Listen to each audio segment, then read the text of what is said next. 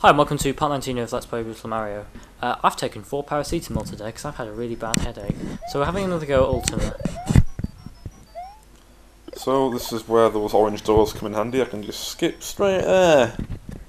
Of course no one has orange doors in real life, that would look hideous. It would, wouldn't it? On any house, even if it was orange, because that would be a hideous house. It would make you sick living there, wouldn't it? A lot of things make me sick, Jack. So let's give Ultima another go. I'm Fool, not. I know how long this boss takes, and I know we're not going to have enough relevant stuff to talk about. So let's go on a tangent, why don't we? Because people have seen this in the last video, and if they haven't, they shouldn't, because it's basically this, but worse. See, I always think it's weird. Like, I instinctively, when we do LP videos, like I always want to make the intro clear, so it's, you know, they're all self-contained. But I think, well, who just goes, oh well. Oh, I found an LP of Brutal Mario. I'll start from 19. I'll start from part 19, because that's when it'll probably really get into its flow. Like, you know, no one does that.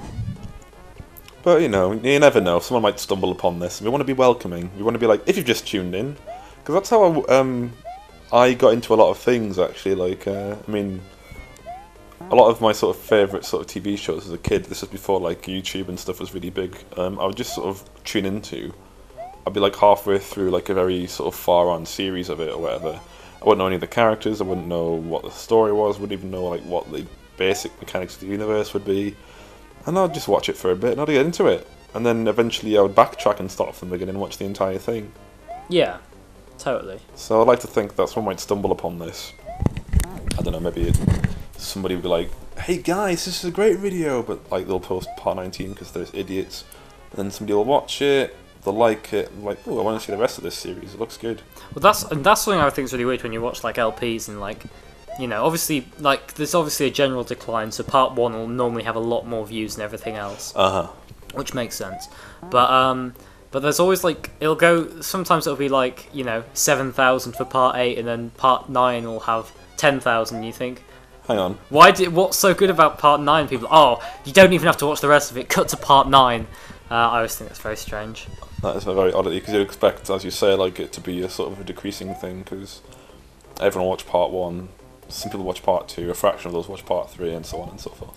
So, I can't remember, I think it was a couple of videos ago now, but I just want to remind people to like the video where we will get Jack to do a small song, if it gets 100 likes. Yeah.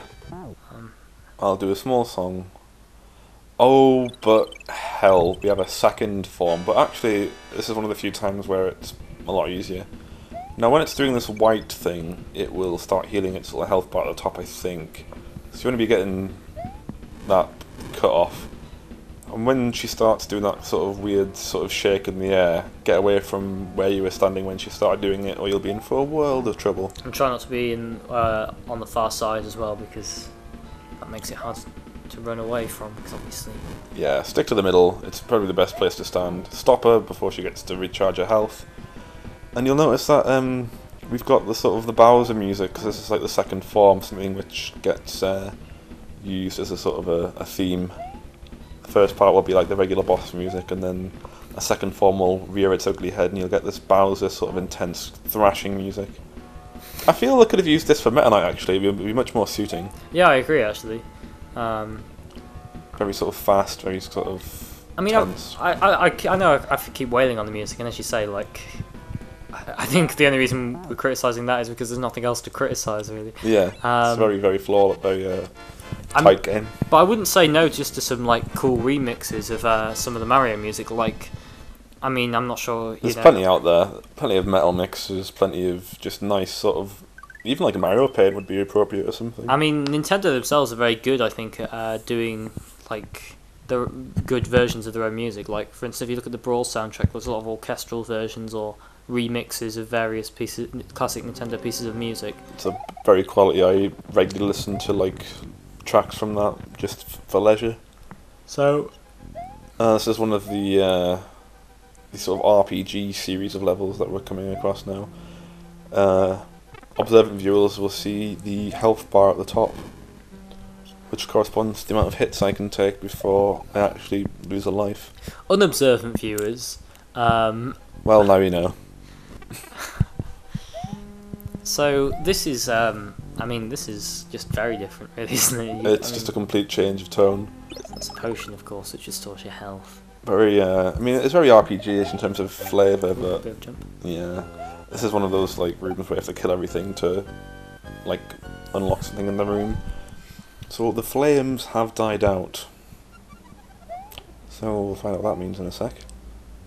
But I'm not sure which game this is from. Like, I don't recognise the RPG. And given that it's going to be a SNES RPG, I've got quite a bit of to choose from, so I guess isn't going to help. If anyone out there knows, please show off, because this RPG looks like it'll be quite a bit of fun to play, just given the graphical style of it. I literally don't think I've actually played a Super Nintendo RPG. No? I've got the remake of Breath of Fire 2 on the Game Boy Advance, which I think was on the Super Nintendo. I think it was.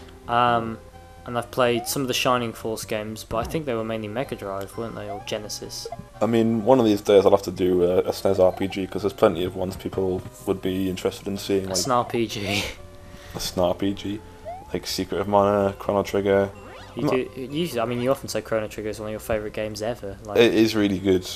I mean, it was definitely something I really enjoyed experiencing for the first time. A bit of a chore to play again, because obviously nothing changes.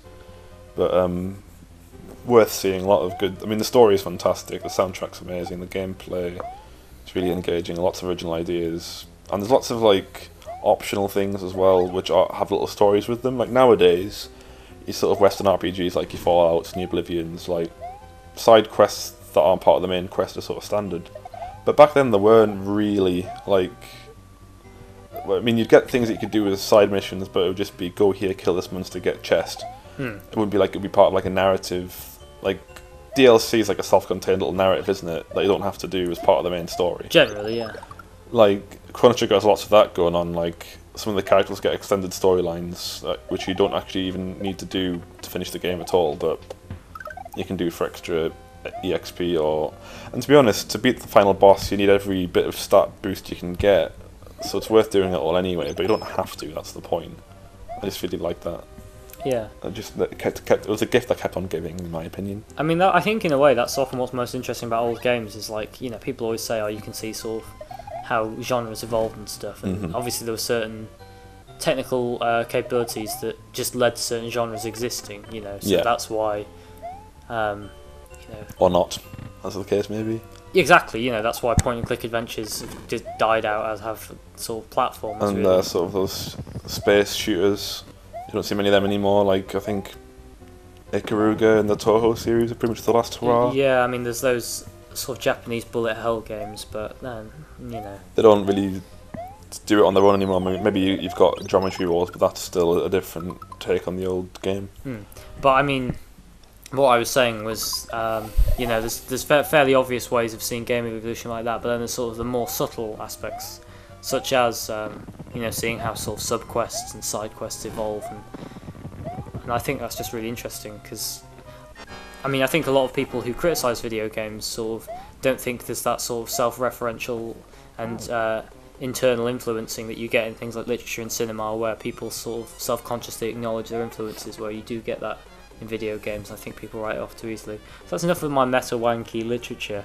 But, you know, I mean... As much as meta-wanky literature is what you're saying, like, I do think people should take gaming more seriously as an art form. I mean, obviously, I'd never want gaming to get to the point where it wasn't fun. It was all very trite and, you know, quite bookish, but I'd always want it to be fun, but I do think people should respect sort of the history, because we've got quite a lot of gaming history now, if you think about it. I mean, just think how long console gaming has been around now. It's getting on a bit. Yeah, totally.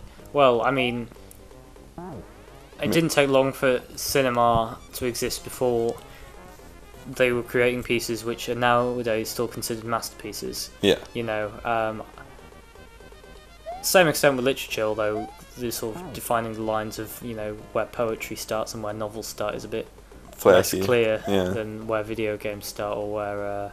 and just for everyone's information, that heart above my head is a spell which makes me slower. But that takes care of whoever she is. Heart Witch. That'll show her to use hearts. Oh, what am I doing? Come on, get on with it. Oh yeah, this is me checking the clock to see how much time I've got left in this video, and it's coming to a close. So you needed that potion. I did a little bit. So we'll take on the continue main boss. We'll continue the Dark Castle in the next video. See you then.